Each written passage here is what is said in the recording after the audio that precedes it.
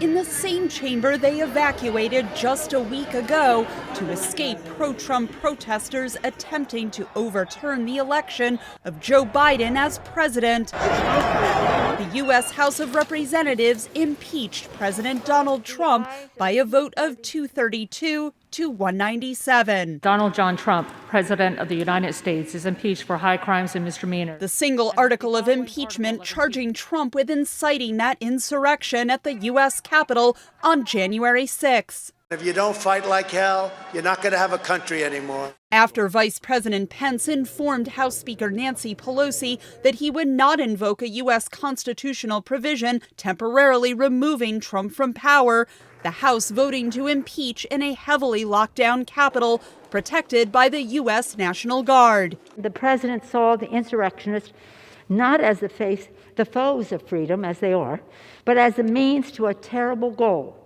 the goal of his personally clinging to power, the goal of thwarting the will of the people, the goal of ending in a fiery and bloody clash nearly 2.5 centuries of our democracy.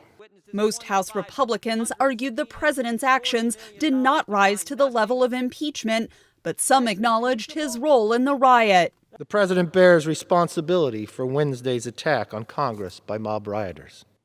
He should have immediately denounced the mob when he saw what was unfolding.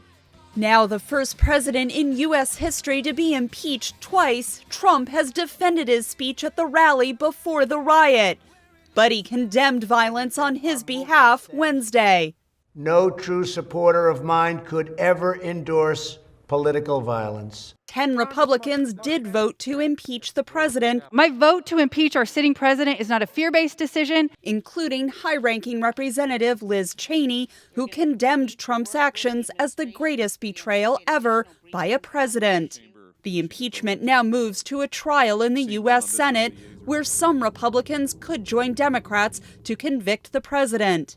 If we see a huge and ugly attack on the Capitol in the coming days, then I think there will be even more energy for conviction. If in fact, however, the tensions go down, then it's possible that the energy could go away and senators decide no, they don't want to go as far as convicting President Trump. Senate Majority Leader Mitch McConnell announcing that trial would not begin until at least the day before Biden is inaugurated, possibly stalling his early agenda during the pandemic. That'll be unfortunate for Biden and unfortunate for the country, mostly because the one thing we are all waiting on is we're waiting on getting money for COVID-19.